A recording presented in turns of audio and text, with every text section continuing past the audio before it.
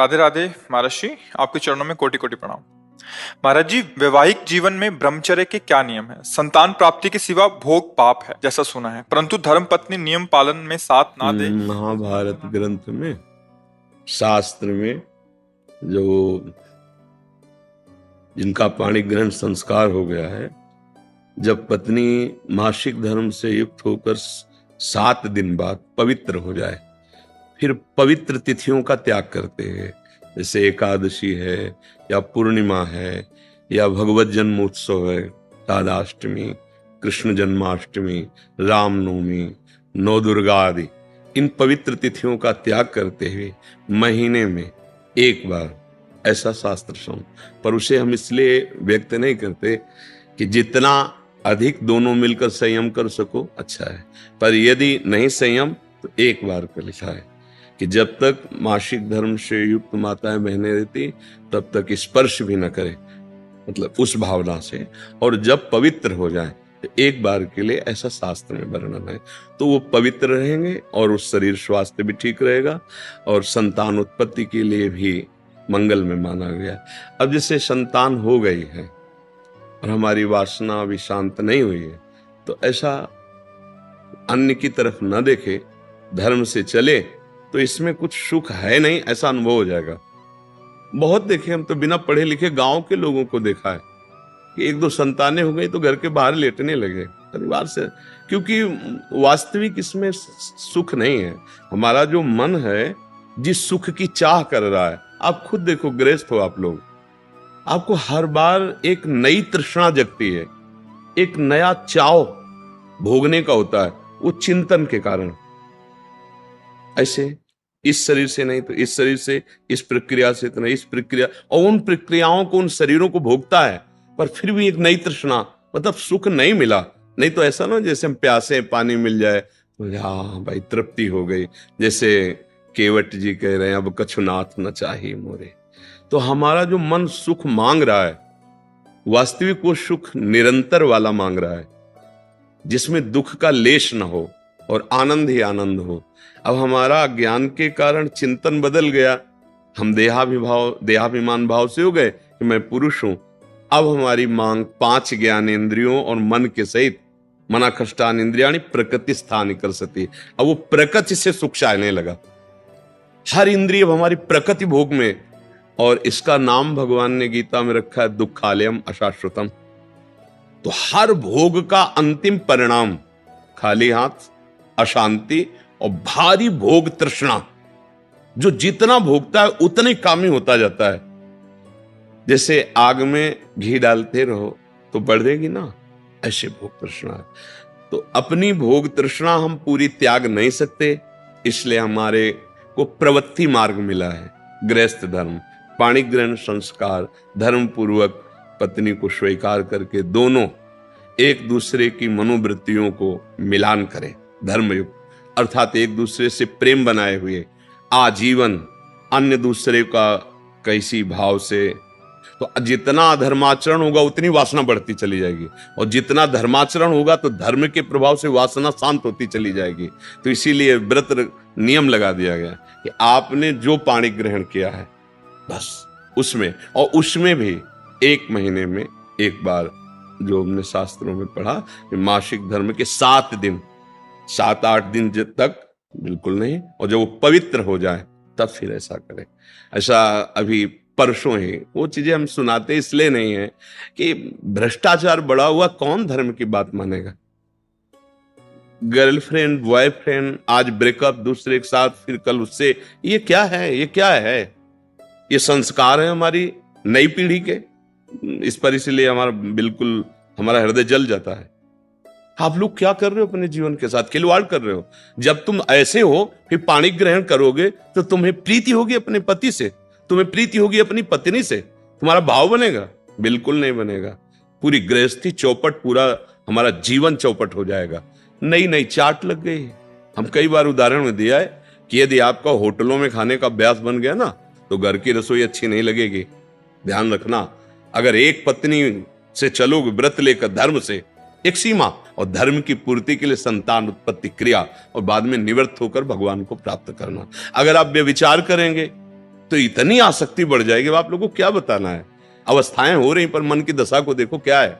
पैसा है तो आप पैसे के बल से कौन सा व्यभिचार कर रहे हैं, आप देख लो ना, अपने जीवन को देख लो। हमें क्या बताने की जरूरत है, क्योंकि हम तो शास्त्र के इशारे को देखते हैं कि अगर मन भगवान में नहीं लगा तो तुम चाहे 90 वर्ष के हो, वही मन मांगेगा जो जीवन भर मांगा है। तुम्हारी वासना तुम्हें जलाएगी, भ्रष्ट करेगी, नीचे गिराएगी। इसलिए भाई अब हमारा तो इस विषय में बोलने की हिम्मत ही नहीं रह गई है। हिम्मत तो तब हो ना जब आपके आचरण पवित्र हो। 20-25 तक पहुंचते पहुंचते आपने अपना सर्वनाश कर दिया अन्य क्रियाओं से, अन्य वासनाओं से। कैसे बताए, कैसे बताए, कैसे तुम पवित्र होगे, कैसे तुम्हारा जीवन पवित्र, कैसे गृहस्थ धर्म तुम्हारा वो अपनी तरफ, आप अपनी तरफ, ये गृहस्थी है। अरे दोनों एक, चाहे दुख आवे चाहे सुख आवे, बाहु से बाहु मिला करके आगे बढ़ते हुए धर्म पूर्वक, तो संतानें पवित्र उत्पन्न होंगी, समाज में आप सुख वर्धन करने वाले बनेंगे। नहीं आपस में एक दूसरे से विरोध होगा और फिर तो बच्चा समय तो ऐसा आ रहा है कि अब धर्म ग्रंथों में जो लिखा हुआ है वो लिखा हुआ ही केवल है।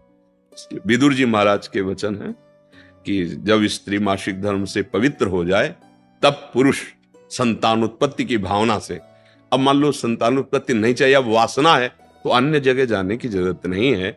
आपने धर्म पूर्वक दोनों ने स्वीकार किया है, वहां कोई पाप नहीं होगा।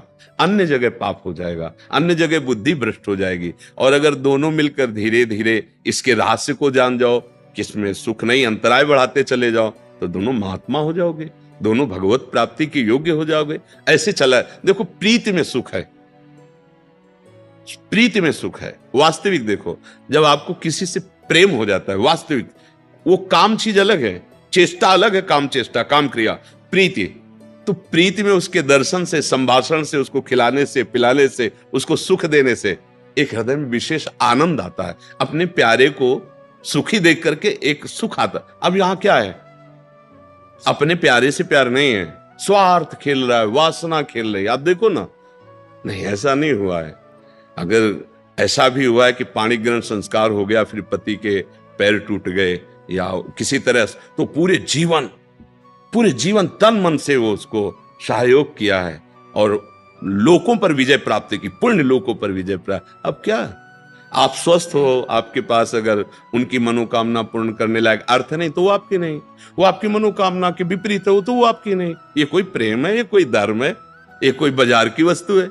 आज का समाज भगवान बचावे, हमारी मति गति के तो परे है, पर आप सब हमारे घर के हैं, आप हमारी आत्मा हैं, इसलिए हम सलाह देते हैं, जो हुआ सो हुआ, अब सुधार लो। ऐसे आचरणों से किसी को ना यहां शांति मिलेगी ना परलोक में शांति मिलेगी, बिल्कुल नहीं। ये सब अधर्माचरण है। धर्म पूर्वक चलोगे तो निश्चित जो एक योगी को परमात्मा मिलता वही आपको मिल जाएगा, क्योंकि आपका मार्ग प्रवृत्ति मार्ग है। धर्म पूर्वक पाणी ग्रहण संस्कार करो, अतिथि सेवा, साधु सेवा, परिवार सेवा, समाज सेवा, देश सेवा करते हुए भगवत प्राप्त हो। दोनों की बात है, लक्ष्य दोनों का भगवत प्राप्ति, मंगल है, धर्म है। तो अपने अपने धर्म से चला जाए तो आज भी शांति है, विश्राम है। देखो आपको केवल अपनी पत्नी से प्यार हो और उसको केवल आपसे प्यार हो। आप पूरा काम करके आए 10-12 घंटा बाहर से, जब घर आएंगे ना तो देखने मात्र से थकान मिट जाएगी। प्यार का एक व्यवहार, प्यार का एक वातावरण और संबंध नहीं, केवल आप देखने को पति पत्नी हो। तो जब थकित आएंगे तो आग तुम्हारे हृदय जल जाएगा।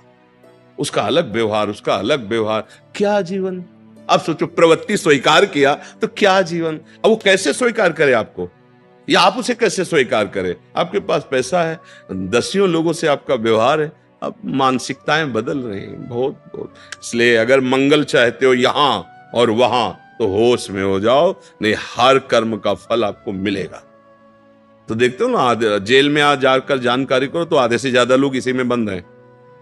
तो जब यहाँ की जेल कानून, तो आपको परमार्थ का जो अध्यात्म का है जो निर्णय है वो तो दंड मिलेगा ही। ऐसा नहीं है कि जो मनावे सो कर लो। इसलिए धर्म से चलो, नाम जप करो, पवित्र भोजन पाओ। और ये जरूर ध्यान रखो, अगर आप अपने माता पिता की सेवा नहीं की, जो घर में वयोवृद्ध जन है, जो अब वास्तविक उनको आपकी जरूरत है, तो आप कितना भी धन कमा लो कभी शांति प्राप्त नहीं कर सकते। जिसने अपने माता पिता को वृद्धावस्था में दुत्कार दिया, उनकी सेवा नहीं की, कोई भी हो, कहीं भी हो, उनकी जो पोषण वृत्ति तुम्हारे प्रति वो तो कभी साफ देगी नहीं। चाहे जितना वो कष्ट में, वो यही चाहेंगे मेरे बच्चा और बहू सुखी रहें, लेकिन सिस्टम जो विधान है वो आपको चैन नहीं लेने देगा। आपके बच्चों के ऐसे आचरण आगे होंगे कि आप जिंदा जलोगे हृदय में देख देख कर और अशांत रहोगे। बहुत धर्म से चलो, माता पिता साक्षात भगवान है। कैसा प्यार दिया है यार, मेहनत करके एक एक पैसा जोड़कर ट्यूशन पढ़ाया, पढ़ा लिखा, अब नौकरी मिल गई, और वो जो पूरा जीवन आपके लिए, अब वो आपको खटकने लगे हैं। नहीं, नया ब्याह किया, देश विदेश घूम रहे हो, उनको पानी की जरूरत है, खवाने पियाने की जरूरत, छोड़, कभी शांति नहीं मिलेगी। माता पिता की सेवा, हाँ धन कमाओ, खूब कमाओ, पढ़े लिखे हो, धर्म पूर्वक, पर नियम ले लो। अगर ब्याह ना हो तो ब्रह्मचर्य रहो, किसी को स्वीकार करो। भोग वासना है तो ब्याह स्वीकार करो, और जिसको स्वीकार करो, फिर अगर वो विपरीत भावना से निकल जाती है तो राधा राधा राधा तेरा मार्ग लग, मतलब मेरे भाग्य में विषय सुख नहीं है, अब मैं निश्चिंत होकर अपने माता पिता की सेवा करूंगा, जैसे भी बनेगा जीवन निर्वाह करूंगा, असत आचरण नहीं करूंगा। अगर फिर कहीं संयोग बन जाता है तो फिर उसे धर्म से स्वीकार कर लो, चलो कलयुग है, फिर स्वीकार। अधर्म आचरण नहीं, व्यभिचार फिर भी नहीं, क्योंकि वो तुम्हारी दुर्गति कर देगा। व्यभिचारी को कभी शुभ गति नहीं होती। और आज शौक है इस बात का, ये नरक की सर्टिफिकेट है। भगवान बोल रहे हैं, त्रिविधम नरकस्येदम द्वारम नाशन मात्मना कामः क्रोधा तथा लोभा तस्मात् देत्रेन्ते। काम क्रोध लोभ ये नरक की सर्टिफिकेट है। अगर अधर्म पूर्वक इनका भोग करोगे, जैसे आप अपनी पत्नी से, तो ये धर्म है। अगर अधर्म पूर्वक आप पत्नी से भी अपने अधर्म पूर्वक राक्षसी भाव में आ जाएं तो आप दंड